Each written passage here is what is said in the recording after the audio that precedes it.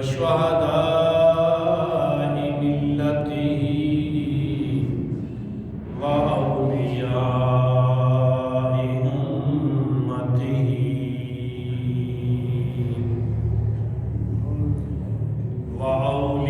وأولياء أمته وأولياء أمته وعلماء أهل سنته وأمته أجمعين إلى يوم الدين.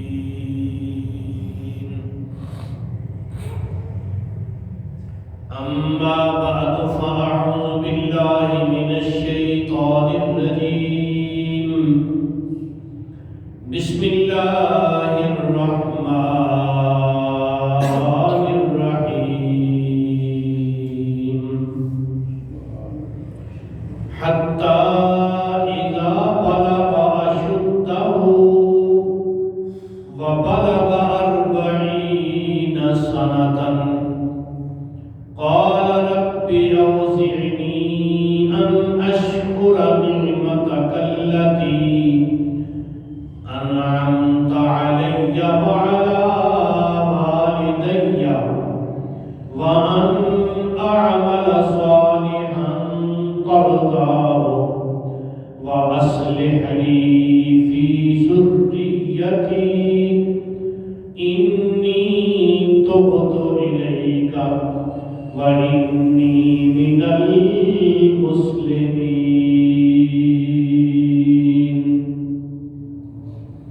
آمنت بالله صدق الله مولانا العظيم وصدق رسوله النبي الكريم ونحن على ذلك لمن الشاهدين والشاكرين والحمد لله رب العالمين. وقال الله تبارك وتعالى في شان نبينا مخبرا وآمرا إن الله وملائكته يصلون على النبي يا أيها الذين آمنوا صلوا عليه وسلموا تسليما. الصلاة والسلام عليك يا سيدي يا رسول الله وعلى آلك وأصحابك يا سيدي يا حبيب الله. الصلاة والسلام عليك يا سيدي يا نبي الحرمين وعلى آلك وأصحابك يا سيدي يا إمام القبلتين. الصلاة والسلام عليك يا سيدي يا جد الحسن والحسين وعلى آلك وأصحابك يا سيدي يا جد الغوث الثقلين ويا وسيلتنا في الدارين. أدركني أدركني أدركني يا رسول الله صلى الله تعالى عليك وسلم بفضل الله تعالى.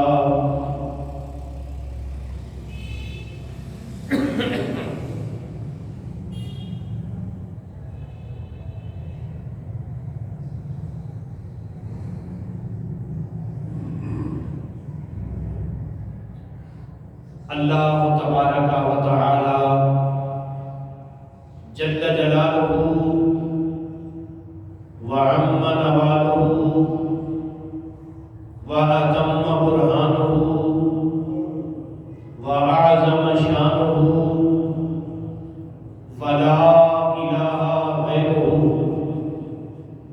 کی حمد و ثنا کے بعد حضور پر نور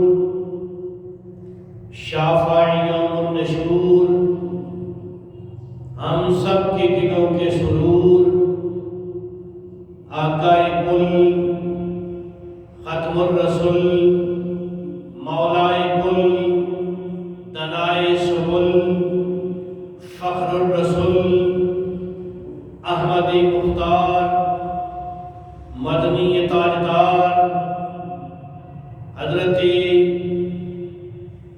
سیدنا و مولانا و ملجانا و مأوانا محمد مصطفیٰ صلی اللہ تعالی علیہ وعلا آلہ و اصحابہ وبارک وسلم۔ سرکار کی بارگاہ میں درود و سلام کا ہدیہ نذرانہ عرض کرنے کے بعد میرے انتہائی واجب الاحترام معزز و محترم سامعین و ناظرین کرام، بزرگوں، دوستوں، برادران اہل اسلام، اہل محبت، برادران اہل سنت، عاشقان مصطفیٰ صلی اللہ تعالی علیہ وسلم و محبان اولیاء، السلام علیکم ورحمۃ اللہ وبرکاتہ۔ 26واں پارہ سورۃ الاحقاف، سورۃ الاحقاف کی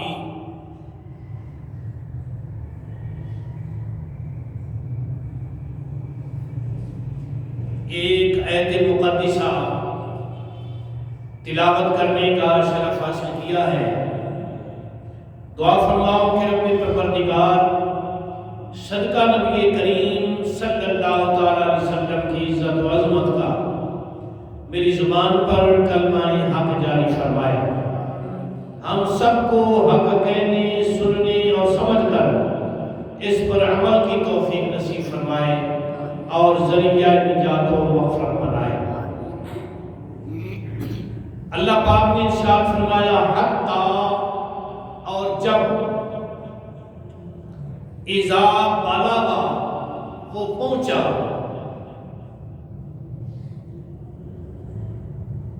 اشدہ، اپنے زور کو، اپنی قوت کو، اپنی طاقت کو، فَبَلَغَ 40 سنہ، اور 40 برس کا وہ ہو گیا۔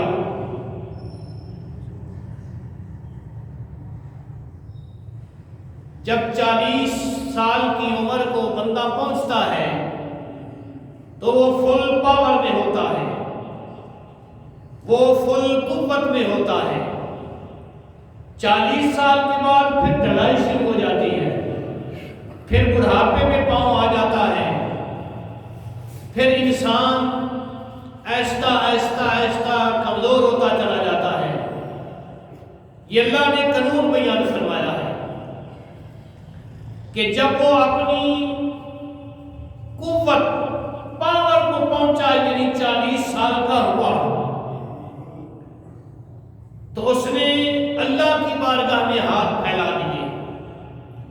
قال رب، اے میرے رب، اے میرے پروردگار، اے مجھے پالنے والے، اے ساری کائنات کے مالک و خالق، اوزعنی،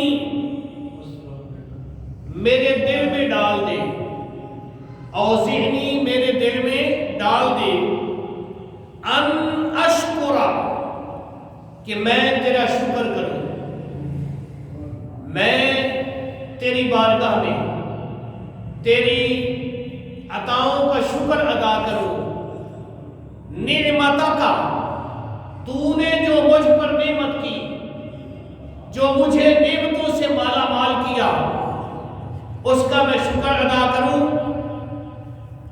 اللہ کی انعمت، وہ نعمت علیہ جو تو نے مجھ پر فرمائی، جو نعمت تو نے مجھ پر عطا کی، مجھ پر عطا فرمائی، میں اس کا شکر ادا کروں، یہ مجھے توفیق عطا فرما۔ اللہ کی توفیق کے بغیر بندہ شکر بھی ادا نہیں کر سکتا۔ اللہ جس کو توفیق دیتا ہے شکر بھی وہ ادا کرتا ہے۔ تو اللہ پاک قرآن پاک میں ارشاد فرما رہا ہے کہ میرے اس بندے نے مجھے کہا جب وہ 40 سال کو پہنچا، طاقت اور پاور اس کے وجود میں فل تھی، تو اس نے میری بارگاہ میں التجا کیا، یا اللہ جو تو نے مجھ پر نعمتیں وارد فرمائی ہیں، ان نعمتوں کا شکر ادا کرنے کی مجھے توفیق عطا فرما، وَعَلَى وَالِدَيَّ، اور مجھے توفیق دے کہ میں اپنے ماں باپ کا بھی شکر ادا کروں۔ ذرا اندازہ فرماؤ رب کے کلام کا، اللہ کا بھی شکر ادا کروں اور پھر ماں باپ کا بھی شکر ادا کروں، یا جو تو نے مجھ پر نعمتیں کی اور میرے ماں باپ کا پر نعمتیں کی، مجھے توفیق عطا فرما کہ میں تیرا شکر ادا کروں، وَأَنْ أَعْمَلَ صَالِحًا، اور مجھے توفیق عطا فرما کہ میں ہمیشہ اچھے کام کروں، صالح کام کروں، نیک کام کروں، ترتا ہوں، ایسے کام کروں جو تجھے پسند آئے۔ میرے والد مجھے توفیق عطا فرما، تیرا شکر ادا کروں اور اپنے ماں باپ کی طرف سے شکر ادا کروں، اور پھر مجھے میرے مالک ایسے کام کرنے کی توفیق عطا فرما ترتا ہو، جو کام میں کروں اور راضی تو ہو جائے، وَأَصْلِحْ لِي، اور اصلاح فرما، نیک بنا، فی ذریتی، میری اولاد کو۔ اس ایک آیت میں اللہ نے کتنی باتوں کو جمع فرما دیا۔ جب انسان جوانی کو پہنچا، 40 سال کا ہوا، تو اس نے کیا کہا، یا اللہ میرے دل میں ڈال دے کہ میں تیری نعمتوں کا شکر ادا کروں، اور جو تو نے میرے ماں باپ پر نعمتیں کی ان کا شکر ادا کروں، اور پھر مجھ سے نیک کام کروا جن کاموں سے تو راضی ہو جائے، اور پھر میری اولاد کو بھی نیک بنا دے، میری اولاد کی بھی اصلاح فرما دے۔ انی تبت الیک، میں تیری طرف رجوع کرتا ہوں، وانی من المسلمین، اور میں مسلمان ہوں۔ مفسرین فرماتے ہیں یہ آیت کب نازل ہوئی، اس کا پورا بیک گراؤنڈ ذرا سمجھیں۔ جب نبی پاک صلی اللہ تعالی علیہ وسلم کی ظاہری عمر مبارک 20 سال ہوئی، سرکار کی جب ظاہرہ عمر مبارک 20 سال ہوئی، تو حضرت ابوبکر صدیق رضی اللہ تعالیٰ عنہ، آپ کی عمر اس وقت تھی 17.5 سال۔ نبی پاک صلی اللہ علیہ وسلم کی ظاہری عمر مبارک 20 سال، اور حضرت ابوبکر صدیق کی عمر مبارک 17 سال۔ تو دونوں یار، ابھی اعلان نبوت نہیں ہوا، پہلے ہی جاری ہے، اور یہ کب سے جاری ہے، یہ ذرا سماعت فرمانے والی بات ہے۔ تو آقا کریم علیہ السلام ملک شام ہجرت کے لیے تشریف لے گئے، 20 سال کی عمر مبارک تھی سرکار کی، تو آپ کے ساتھ حضرت ابوبکر صدیق تھے، 17.5 سال عمر ہے صدیق اکبر کی، اور آقا کائنات صلی اللہ علیہ وسلم کی عمر مبارک ہے 20 سال۔ اب ملک شام یہ دونوں یار جا رہے ہیں، پتہ یہ چلا کہ یہ یارانہ بھی پرانا ہے اور یہ ہم سفر ہونا بھی پرانا ہے، شب و روز مل کر گزارنا یہ بھی پرانا ہے۔ اعلان نبوت تو بعد کی بات ہے، صدیق اکبر تو 55 سے آمنہ کے لال کے ساتھ لگا ہوا تھا۔ ہم درد تھے ایک دوسرے کے، ہم راز تھے ایک دوسرے کے، مل کر بیٹھتے تھے، مل کر مشورے کرتے تھے، اور سرکار جب کوئی کام کرتے تو صدیق اکبر سے مشورہ فرماتے، صدیق اکبر جب کوئی کام کرتے تو سرکار سے مشورہ کرتے۔ تو آقا کریم علیہ السلام اور صدیق اکبر سفر کرتے کرتے ایک منزل پر پہنچے، وہاں ایک بیری کا درخت تھا، تو سرکار اس بیری کے درخت کے نیچے تشریف فرما ہوئے، تو قریب ایک راہب کا عبادت خانہ تھا، ڈیرا تھا، اس کی کٹیا تھی۔ تو حضرت ابوبکر صدیق رضی اللہ تعالیٰ عنہ چلتے چلتے اس راہب کے عبادت خانے میں تشریف لے گئے اور دیکھا تو وہ اس وقت مکان کی چھت پر چڑھا ہوا تھا۔ جب حضرت ابوبکر صدیق کو آتے ہوئے دیکھا تو چھت سے نیچے آ گیا اور آ کر حضرت ابوبکر صدیق رضی اللہ تعالیٰ علیہ السلام کے بعد کہنے لگا کہ مسمو کا تیرا نام کیا ہے؟ آپ نے فرمایا اسمی ابو بکر، میرا نام ابو بکر ہے، کنیت بھی یہی ہے۔ تو وہ کہنے لگا وہ جو درخت کے نیچے ہے اس کا نام کیا ہے اور وہ کون ہے؟ حضرت ابوبکر صدیق رضی اللہ تعالیٰ فرمایا تو کیوں پوچھ رہا ہے؟ تیرا کوئی مقصد ہے پوچھنے کا؟ اس نے کہا ہاں میرا مقصد ہے۔ آپ نے فرمایا پہلے مقصد بتا۔ وہ کہنے لگا سب کچھ بتا چکا، نہ ڈرنے کی ضرورت ہے نہ خوف کی ضرورت ہے، بلکہ یوں سمجھ لیں کہ میں نے تو یہاں ڈیرا بھی اسی کے لیے لگایا ہوا ہے، اسی کا انتظار کر رہا تھا۔ اب تیری زبان سے یہ سننا چاہتا ہوں کہ بتا اس کا نام کیا ہے، وہ کون ہے؟ حضرت ابوبکر صدیق رضی اللہ عنہ فرمانے لگے ان کا نام ہے محمد صلی اللہ تعالی علیہ وسلم۔ تو وہ راہب کہنے لگا مکے سے آئے ہو؟ فرمایا ہاں مکے سے آئے ہیں۔ وہ کہنے لگا قریشی خاندان سے تعلق ہے؟ آپ نے فرمایا ہاں قریشی خاندان سے تعلق ہے۔ وہ کہنے لگا شام جا رہے ہو؟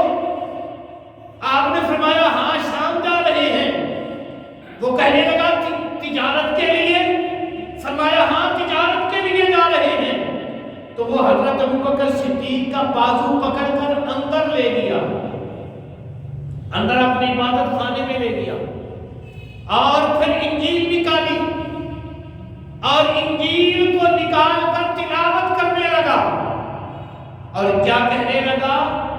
اے ابو بکر یہ دیکھو انجیل میں لکھا ہوا ہے، تم یہ انجیل کی زبان نہیں جانتے لیکن سنو اس میں لکھا ہوا ہے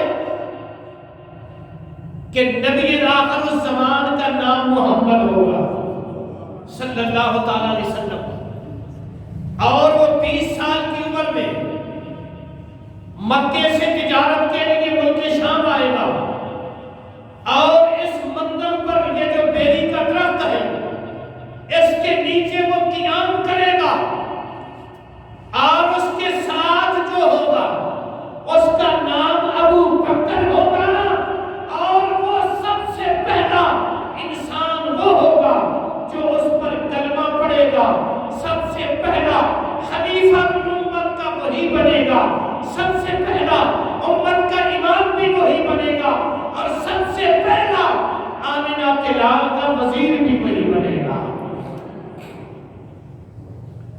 یہ جب انجیل میں سے اس نے پڑھ کے سنایا حضرت ابوبکر صدیق، اور یہ قرآن پاک نے اس بات کی تائید کی ہے الذین یعرفونہ کما یعرفون ابناءہم، سورہ بقرہ میں اللہ فرماتا ہے کہ وہ لوگ نبی پاک صلی اللہ علیہ وسلم کو اس طرح پہچانتے تھے کہ جس طرح باپ اپنے بیٹے کو پہچانتا ہے، یعنی باپ جانتا ہے میرے بیٹے کی نیند کی کیفیت کیا ہے، میرے بیٹے کے کھانے کی پسندیدہ چیز کیا ہے، میرا بیٹا کپڑے کون سے پسند کرتا ہے، میرا بیٹا کس انداز میں رہتا ہے، میرے بیٹے کی عادات و سکنات کیا ہے۔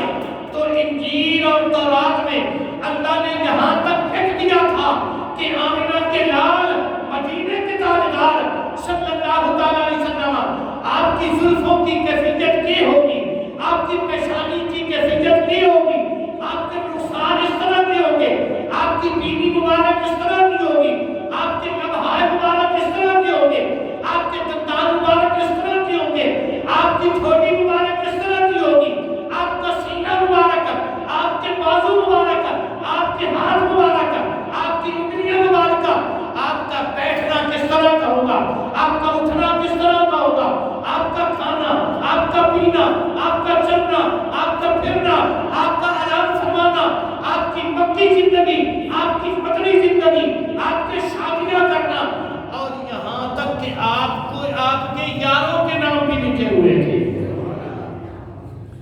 یہاں تک اللہ نے ارشاد فرمایا کہ وہ لوگ الذین یعرفونہ کما یعرفون ابناءہم، میرے محبوب علیہ السلام کو اس طرح جانتے تھے جس طرح باپ اپنے بیٹے کو جانتا ہے۔ اور جب سرکار کی جلوہ گری ہوئی، سرکار نے اعلان نبوت فرمایا، تو پھر کیا ہوا؟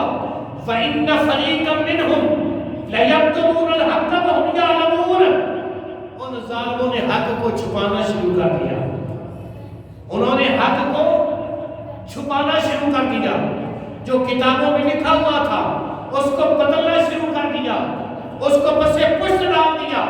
تو رب کائنات نے ارشاد فرمایا الحق من ربک فلا تکونن من الممترین، اے لوگو تم جتنا مرضی حق چھپاتے رہو، حق وہ ہے جو اللہ نے ظاہر فرما کے کہنا ہے۔ جاء الحق وزهق الباطل ان الباطل کان زهوقا، اللہ نے فرمایا حق چھپنے والا نہیں ہے، حق ظاہر ہو کر رہے گا۔ تو جب آقا کریم علیہ السلام سرکار کے یار غار نے یہ سنا، 20 سال کی عمر ہے سرکار کی اور 17.5 سال عمر ہے یار کی، تو اس دن سے لے کر پھر کیا ہوا؟ ابو بکر صدیق سائے کی طرح آمنہ کے لال کے ساتھ جڑ گئے، پھر نہ رات کو جدا ہوتے نہ دن کو جدا ہوتے، ہر طرح کی خدمت بجاوری کرتے، آقا کریم علیہ السلام کے پہرے دیتے، سرکار کو ہر وقت اپنی نظروں کے لیے آگے رکھتے، کوئی تکلیف نہ پہنچائے۔ تو آقا کریم علیہ السلام سرکار پہلے بھی ہم سفر تھے، پہلے بھی ہم راز تھے، پہلے بھی ہم درد تھے، پہلے بھی ہم محلہ تھے، پہلے بھی ہم شہر تھے، پہلے بھی ہم قبیلہ تھے، لیکن جس دن سے یہ سن لیا 17 سال کی عمر میں کہ آقا کریم علیہ السلام کو اللہ نے نبی آخر الزمان بنایا ہے، تو پھر ابو بکر صدیق قسم بخدا ایک لمحے کے لیے بھی سرکار سے جدا نہ ہوتے تھے، ہر وقت آقا کریم علیہ السلام سرکار پر سائے کی طرح رہتے تھے۔ اگر سرکار کہیں جاتے تو صدیق اکبر دور رہ کر آپ کو اپنی نظر میں رکھتے اور پہلا دیتے کہ کہیں کوئی یہودی، کوئی نصرانی، کوئی مشرک میرے محبوب کو تکلیف نہ پہنچا دے۔ ہر لمحہ سرکار پر پہرے دار بن کے رہتے۔ اور پھر ایک وقت وہ بھی آیا جب سرکار کی عمر مبارک ہوئی 40 سال، ظاہری عمر مبارک، اور صدیق اکبر کی عمر ہوئی 37 سال یا 38 سال، سرکار نے اعلان نبوت فرمایا، تو مردوں میں سے سب سے پہلے صدیق اکبر نے میرے نبی کے قدموں پر اپنی جان کا نذرانہ پیش کیا۔ پچھلے جمعے یا اس سے پچھلے جمعے آپ سماعت فرما چکے ہیں کہ صدیق اکبر رضی اللہ تعالیٰ آپ مکے کے سب سے بڑے جج تھے، مکے کی عدالت کے سب سے بڑے جج تھے مشرکین کے دور میں، اور قتل کے فیصلے ابو بکر صدیق کیا کرتے تھے۔ یعنی اعلان نبوت سے قبل ابو بکر صدیق اہل محلہ کے جج تھے، خون بہا کے فیصلے ابو بکر صدیق سے کرواتے، قتل کے فیصلے ابو بکر صدیق سے کرواتے، اور کوئی بڑا جھگڑا ہو جاتا اس کا فیصلہ ابو بکر صدیق سے کرواتے۔ اسی طرح یعنی سب وہ حضرت ابوبکر صدیق سے کرواتے. اور جب ابوبکر صدیق نے یہ سنا کہ میرے یار کو تانا دیا ہے کہ علی نے کلمہ پڑھا ہے تو وہ بچہ ہے, خدیجہ نے کلمہ پڑھا ہے وہ اس کی بیوی ہے, زید بن حارثہ نے کلمہ پڑھا ہے تو وہ اس کا غلام ہے, اور کسی بالغ مرد نے تو کلمہ نہیں پڑھا, کسی باشعور بندے نے تو کلمہ نہیں پڑھا, کسی صاحب علم نے تو کلمہ نہیں پڑھا. حضرت ابوبکر صدیق آپ نے مکے کی سب سے بڑی عدالت کو ٹھوکر ماری, پاؤں کی ٹھوکر ماری اور فرمایا سن لو, علی بچہ ہے, خدیجہ بیوی ہے, زید غلام ہے, ابوبکر کو جانتے ہو جو مکے کا سب سے بڑا جج بھی ہے, سب سے بڑا جسٹس بھی ہے, مکے کی عدالت کا سب سے بڑا سربراہ بھی ہے, اور تمہارے فیصلوں کا حاکم بھی ہے, خون بہا کے فیصلوں کا حاکم ہے, قتل کے فیصلوں کا حاکم ہے. سن لو, آج کے بعد ابوبکر صدیق بھی محمد کا نوکر بن گیا ہے.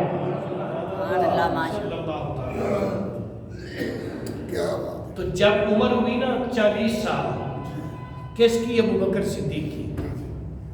2.5 سال اعلان نبوت میں گزر چکے ہیں. تو پھر اللہ نے یہ قرآن میں ہمیں بتایا.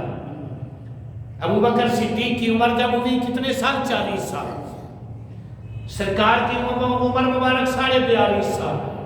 ساری عمر کی بات کر رہا ہوں. تو ایک دن حضرت ابوبکر صدیق نے جھولی پھیلائی, اللہ کی بارگاہ میں ہاتھ پھیلائے. حتی اذا بلغ اشدہ وبلغ 40 سنہ, اللہ نے فرمایا جب محمد کا ابوبکر 40 سال کا ہوا, جب آمنہ کے لال کا غلام ابوبکر صدیق 40 سال کا ہوا, فل جوانی کو پہنچا, فل قوت کو پہنچا, اشدہ جب فل پاور کو پہنچا, تو اللہ کی بارگاہ میں ہاتھ پھیلائے اور کیا کہتا ہے؟ قال رب اوزعنی ان اشکر نعمتک التی انعمت علی. اے کائنات کے مالک و خالق, مجھے اس نعمت پر شکر کی توفیق عطا فرما کہ میں تیرے محبوب کا نوکر بن گیا, میں تیرے محبوب صلی اللہ علیہ وسلم کا غلام بن گیا. یہ سب سے بڑی نعمت ہے.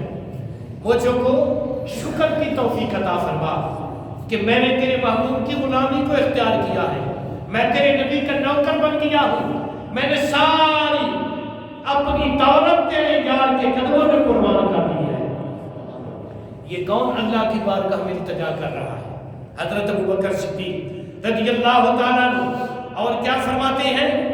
یا اللہ مجھے توفیق دے جو مجھ پر نعمت کی, اور میرے والدین کو توفیق دے, مجھے اس بات کا بھی شکر کرنے کی توفیق دے کہ میرے والد تو نے مجھ پر نعمت کی اور میرے والدین پر بھی نعمت کی, اور پھر مجھے نیک عمل کرنے کی توفیق عطا فرما, ایسے اعمال جن سے تو راضی ہو جائے. اور پھر زمانے نے دیکھا جب آمنہ کے لال نے فرمایا مجھے مال کی ضرورت ہے, تو میرے پیر صدیق نے گھر کا سارا مال آمنہ کے لال کے قدموں میں پیش کر دیا اور اپنے جسم پر ٹاٹ کا لباس پہن دیا, اور اس ٹاٹ کے لباس کو آپ نے ببول کے کانٹوں سے جناب بٹن بنا کر جب آمنہ کے لال کی بارگاہ میں پیش ہوئے, تو پھر زمانے والوں نے دیکھا, کائنات والوں نے دیکھا, ادھر سے جبرائیل بھی وہی لباس پہن کے آ گیا. اور پھر جبرائیل کیا کہتا ہے؟ یا رسول اللہ صلی اللہ علیہ وسلم, اللہ فرماتا ہے کہ اپنے ابوبکر کو اللہ کا سلام دے دو. شاید آپ سمجھ نہیں سکے. اللہ نے فرمایا اے میرے محبوب صلی اللہ علیہ وسلم, اپنے ابوبکر سے کہہ دو کہ میرا رب تجھے سلام دے رہا ہے, اور پھر میرا رب تجھ سے پوچھ رہا ہے. ذرا غور کرنا, میرا رب تجھ سے پوچھ رہا ہے اے ابوبکر, یہ حال بنا کر تو مجھ پہ راضی ہے؟ یہ جو تو نے حال بنایا ہے, یہ حال بنا کر تو اپنے رب پہ راضی ہے؟ تو رب کائنات نے پوچھا. اسی لیے تو اقبال کی متنبی اس نے یہی تو کہا تھا, اسی کا ترجمہ کیا تھا کہ خودی کو کر بلند اتنا کہ ہر تقدیر سے پہلے خدا بندے سے خود پوچھے بتا تیری رضا کیا ہے؟ اے ابو بکر یہ جو تو نے اپنی حالت بنائی ہوئی ہے، اس حالت بنانے کے بعد تو اپنے رب پر راضی ہے کہ نہیں راضی؟ تو ابو بکر صدیق رضی اللہ تعالیٰ عنہ آپ کی چیخیں نکل گئیں۔ اسی لیے تو کسی عاشق نے کیا خوب کہا ہے، عاشقو عشق میں ایسا اثر پیدا کرو، عاشقو عشق میں ایسا اثر پیدا کرو کہ حسن خود مجبور ہو کر منانے آئے۔ اللہ نے فرمایا اے ابو بکر مجھ پہ تو راضی ہے؟ ساری کائنات چاہتی ہے مجھ پر اللہ راضی ہو جائے، ساری کائنات کا یہی منشور ہے، یہی مقصد ہے کہ مجھ پر میرا اللہ راضی ہو جائے، لیکن اللہ میرے صدیق کو پوچھتا ہے ابو بکر تو مجھ پہ راضی ہے؟ آج اگر کوئی چند بدبخت لوگ ابو بکر صدیق پر انگلیاں اٹھائیں تو ان کا کچھ نہیں بنے گا، وہ جہنم کا ایندھن بنیں گے۔ ابو بکر تو وہ ہے کہ جس سے بوسیلہ مصطفیٰ اللہ پوچھتا ہے، کون پوچھتا ہے؟ اللہ پوچھتا ہے اے میرے ابو بکر تو مجھ پہ راضی ہے؟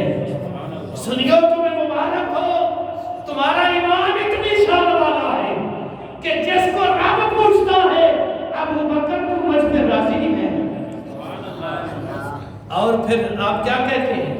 یہاں اس دعا نے آپ نے کتنے لوگوں کو شامل کیا؟ پہلے اپنے آپ کو شامل کیا، پھر اپنے ماں باپ کو شامل کیا، اور پھر اپنی اولاد کو شامل کیا، پھر اپنی ذریت کو شامل کیا۔ ذرا غور کرنا، 4 پشتوں کو شامل کیا۔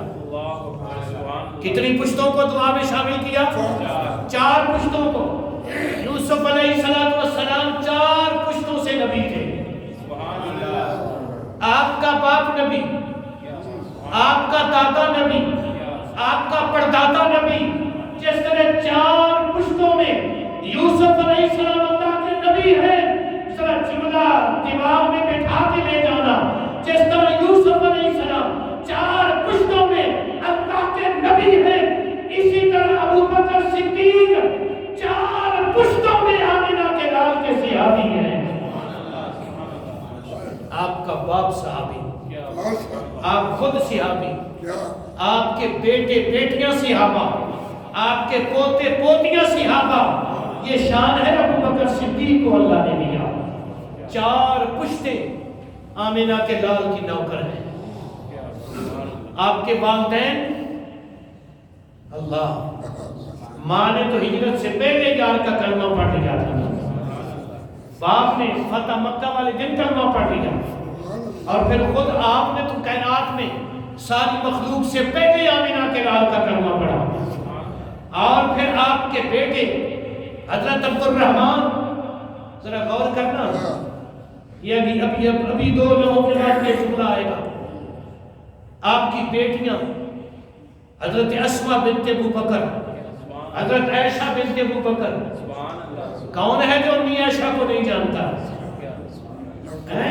جو عزت بنی آمنہ کے لال کی دہلیز کی، جو آقا کریم علیہ السلام کے بستر کی وارث بنی۔ میری سرکار فرماتے لوگوں سن لو، عائشہ کے علاوہ کوئی ایسی میری بیوی نہیں ہے کہ عائشہ میرے بستر میں میرے ساتھ ہو اور اللہ کا قرآن آ رہا ہو۔ عائشہ کے بستر میں اللہ کا قرآن نازل ہوا ہے، جبرائیل آئے ہیں، یہ وہ ہماری ماں ہے۔ آج لوگ بدبخت ہیں نا جو ہماری ماں کو برا بھلا کہیں۔ سرکار فرماتے ہیں فاطمہ عائشہ کے لیے مجھے تکلیف نہ دو، عائشہ وہ ہے کہ جس کو اللہ نے میری محبوبہ بنایا ہے۔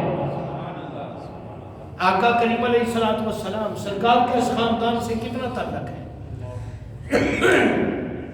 4 پشتے اللہ نے مسلمان کی، اور جب غار ثور کا وقت آیا نا، اللہ کریم نے ارشاد فرمایا الا تنصروا، سورہ توبہ شریف، ذرا محبت سے ایک مرتبہ کہہ دو سبحان اللہ۔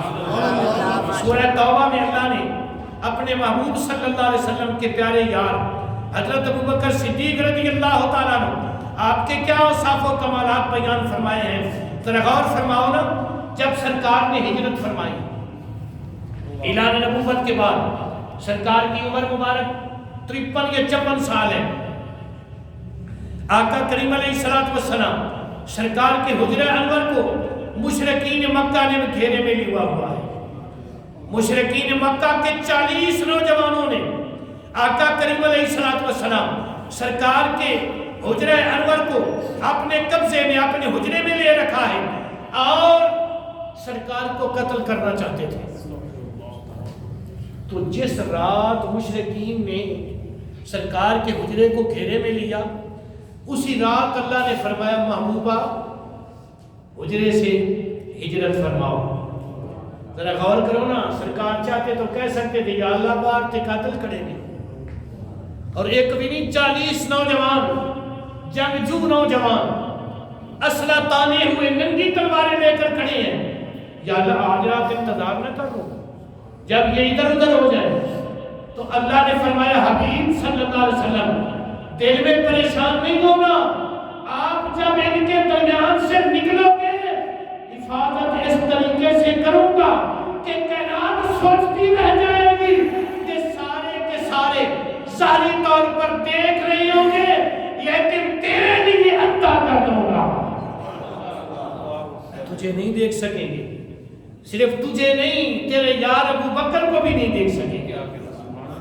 تو آقا کریم علیہ السلام نے اپنے بستر پہ سلایا ہمارے پیر علی کو۔ سبحان اللہ، کیا بستر پہ سرکار نے صرف سلایا نہیں بستر پہ، بلکہ اپنی چادر بھی سرکار نے علی کے اوپر ڈال دی۔ وہ جو یمنی چادر سرکار کی تھی نا، وہ بھی سرکار نے مولا علی کے جسم پر ڈال دی۔ اب سرکار ان کے اندر سے گزرے، جب گزرے تو اگلی دشمن دور کھڑے ہو کر دیکھ رہا تھا۔ جب سرکار نکل گئے تو وہ ہاتھ مارتے رہ گئے، ٹٹولتے رہ گئے۔ تو کسی نے کہا کس کا انتظار کر رہے ہو؟ تو وہ کہنے لگے محمد صلی اللہ علیہ وسلم کا انتظار کر رہے ہیں۔ وہ کہنے لگا وہ تو جا چکے ہیں، تم یہاں فضول کھڑے ہو، صبح کا سورج طلوع ہو چکا تھا۔ وہ کہنے لگے کہ ہو نہیں سکتا۔ جب انہوں نے حجرے کی دروازہ کھولا تو اندر مولا علی بیٹھے ہوئے تھے۔ انہوں نے کہا محمد صلی اللہ علیہ وسلم کہاں گئے ہیں؟ آپ نے فرمایا پہرا تم دے رہے تھے، پوچھتے مجھ سے ہو، تمہیں پتا ہو کہاں گئے؟ حضرت علی جل مرتضیٰ کا جب یہ جواب سنا، ذرا غور کرنا، یہ بھی جان کا نذرانہ تھا۔ وہ دشمن جس کا انتظار کر رہے تھے، اس کے بستر پر جو لیٹا ہوا تھا، وہ بھی جان ہتھیلی پہ رکھ کے لیٹا ہوا تھا کہ وہ حملہ کرے، ہو سکتا ہے جان کا نذرانہ پیش کرنا پڑ جائے، پر میرے علی فرماتے، ذرا جملہ لینا، میرے علی فرماتے ہیں قسم بخدا ساری زندگی اتنی سوکھ دی نیندر نہیں آئی جتنی ہجرت والی رات آمنہ دے رات تے سوکھ دی نیندر آئی۔ پوچھا وجہ، کہنے لگے ساری زندگی موت کا خوف ذہن میں رہا، لیکن اس رات سرکار نے مجھے فرمایا تھا علی یہ کافروں کی امانتیں لے لو، یہ صبح واپس کرنا اور تم مدینے پہنچو گے۔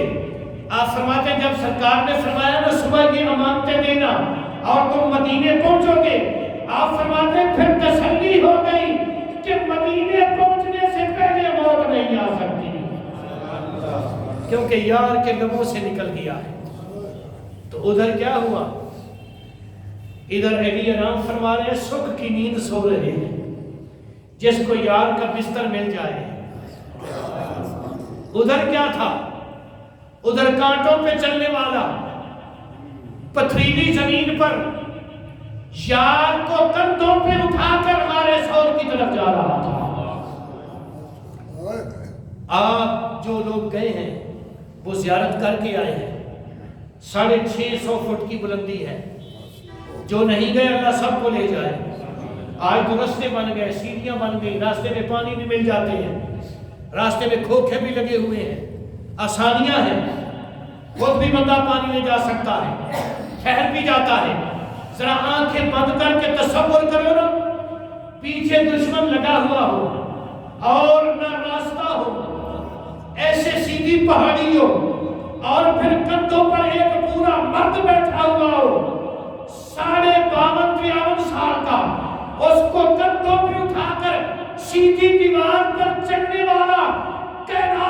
صرف ابو بکر ہی ہو سکتا ہے۔ جب غار ثور کے دروازے پہ پہنچے نا، عرض کیا یا رسول اللہ یہ صدیوں پرانا غار ہے، آپ باہر تشریف رکھیں، پہلے میں اندر جاتا ہوں۔ غار کو صاف کیا۔ آج لوگ کہتے ہیں کہ ابو بکر علیہ باللہ منافقت کر رہے تھے۔ میرے دوستو، جان کا نذرانہ پیش نہیں کوئی کر سکتا جو منافق ہو، وہ تو بچ جاتا ہے۔ وگرنہ تاریخ کو پڑھو نا، جب احد کا میدان لگنے لگا تو جو منافقین تھے 350 بندہ وہ واپس لوٹ کیا تھا۔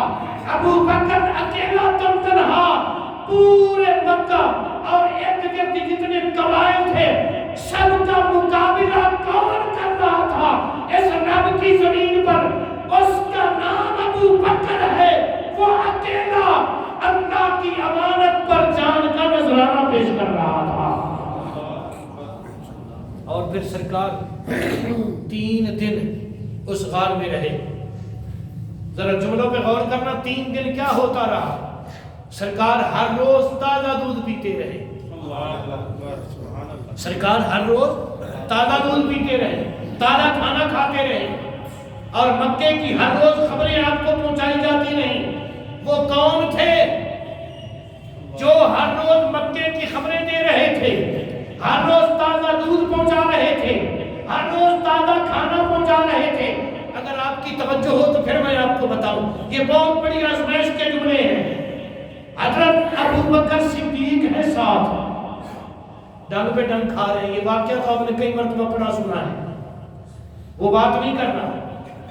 حضرت ابو بکر صدیق رضی اللہ تعالیٰ آپ سرکار کے ساتھ بسم اللہ غار ثور میں جلوہ گر ہیں۔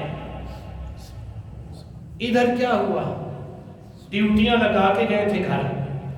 عبد الرحمن، تو نے سارا دن مکے میں پھرنا ہے، سارا دن قبائل کے گھروں میں جانا ہے، اور جتنی گفتگو سارے دن میں تو اکٹھی کرے، رات کو آ کر آمینہ کے لال کو پہنچانی ہے۔ اکیلا جان کا نذرانہ پیش نہیں کیا، جوان بیٹا ہے، اس کو بھی اسی راستے پہ لگا دیا۔ اگلی بات سنے گا تو تیرا دل ایک مرتبہ جناب دمار ڈالے گا۔ حضرت ابو بکر صدیق کا غلام جس کا نام عامر بن فہیرہ تھا، اس کی یہ ڈیوٹی لگائی تھی کہ عامر سارا دن تو نے اونٹنیاں، بکریاں، گائے یہ جنگل میں چرانی ہے، اور شام کو جب ان کے دہنے کا وقت ہو تو تازہ دودھ غار ثور میں یار کے قدموں میں پہنچانا ہے۔ صرف خود وفادار نہیں تھے، نوکر بھی وفادار تھے۔ اور پھر اگلے جملے کے لیے اگر تیار ہو تو پھر میری آنکھ میں آنکھ ڈالو۔ بیٹا ہر روز CID کر رہا ہے، نوکر ہر روز تازہ دودھ پلا رہا ہے، پتہ ہے کہ لوگ گھاتے لگا کے بیٹھے ہیں، قتل کے لیے راستے تلاش کر رہے ہیں۔ جب جناب کھوجی نے بتا دیا تھا کہ محمد صلی اللہ علیہ وسلم اور ابو بکر غار ثور سے آگے نہیں گئے، تو پھر انہوں نے غار ثور کے ارد گرد پہرے بٹھا دیے تھے۔ ان پہروں کے باوجود ابو بکر کا بیٹا ہر روز CID بھی پہنچاتا ہے، ابو بکر کا نوکر ہر روز دودھ بھی پہنچاتا ہے، اور جب اندھیرا چھا جاتا ہے تو پھر کیا ہوتا ہے؟ اسماء بنت ابو بکر میرے صدیق کی جوان بیٹی ہر روز عشاء کے بعد تازہ کھانا پکا کر اپنے سر پر رکھ کر آمینہ کے لال کی بارگاہ میں پیش کرتی ہے۔ حتیٰ کہ ایک دن کھانا کھلا کے آ رہی تھی، ابو جہل کا سامنا ہو گیا، اس نے آپ کو تھپڑ مارا، آپ کا کان پھٹ گیا، اور کان میں جو پالی تھی وہ زمین پر گر گئی، یعنی کان پورا چل گیا۔ پوچھتا رہا بتاؤ کہاں گئی تھی؟ وہ کہنے لگی نہیں بتاؤں گی۔ جان تو لے سکتا ہے نا، یہ لے لے، لیکن یہ نہیں بتاؤں گی کہ کہاں گئی تھی۔ کیوں؟ وجہ کیا ہے کہ ان پر پورا رب کو بھی بھروسہ تھا، رب کے محبوب کو بھی بھروسہ تھا، پورا خاندان ڈیوٹی پر لگا ہوا تھا۔ حضرت ابوبکر صدیق رضی اللہ عنہ فرماتے ہیں مجھے نا پیاس لگی غار میں، وہ زہر کا اثر تھا نا، شفا تو لعاب محبوب سے مل چکی تھی نا، اتنا صدیوں پرانا سانپ تھا وہ، حضرت عیسیٰ علیہ السلام کے دور کا۔ جب اس نے ڈسا، ایک مرتبہ نہیں 17 ڈنگ مارے، تو سرکار نے دیکھا صدیق کی آنکھوں میں آنسو ہیں۔ فرمایا ابوبکر کیا ہوا؟ یا رسول اللہ پاؤں میں موت ہے۔ فرمایا گھبرا نہیں، پاؤں میں موت ہے تو سرانے زندگی بھی بیٹھی ہوئی ہے۔ ایسے میرے نبی نے اپنی انگلی مبارک سے تھوک مبارک نکالا، لعاب دہن مبارک نکالا، واو ایڑی صدیق کی۔ کتنا شان ہے صدیق اکبر کی ایڑی کا کہ رب کے یار نے کس انداز سے نوازا، اور پھر آج ذرا اور آج تک صدیق اکبر کی جو اولاد آ رہی ہے نا، اس کے پاؤں پہ آج تک وہ ڈنگ کا نشان آ رہا ہے۔ جو صحیح اولاد ہے صدیق اکبر کی، اس کے پاؤں پر آج تک وہ ڈنگ کا نشان آ رہا ہے۔ جو غار ثور میں ڈنگ سانپ نے مارا تھا، تو صدیق اکبر رضی اللہ تعالیٰ عنہ، آپ نے عرض کیا یا رسول اللہ پیاس لگی ہے۔ سرکار نے فرمایا گھبراتا کیوں ہے؟ غار کے اگلے کنارے کی طرف جا، جو ہو کے آئے ذرا دیکھو کتنا سا کنارہ ہے اس کا، چند فٹ ہے۔ سرکار نے فرمایا اگلے کنارے پہ جا، پانی مل جائے گا۔ پہاڑوں پہ پانی کہاں سے آئے؟ نہ بارش ہوئی نہ سیلاب آیا، لیکن عقیدہ دیکھو نا صدیق کا، انہوں نے یہ سوال دہرایا نہیں یا رسول اللہ یہاں پانی کہاں سے آ گیا؟ وہ بھی اٹھ کر چل پڑے۔ جب غار کے اگلے کنارے پر پہنچے تو دیکھا غار کے ساتھ ایک پانی کا چشمہ لگا ہوا ہے، اور لگا ہوا ہے۔ صدیق اکبر نے جب اس سے پانی پیا، بس ایک ہی بک پیا، واپس آئے، سرکار کے چہرے پہ تبسم تھا۔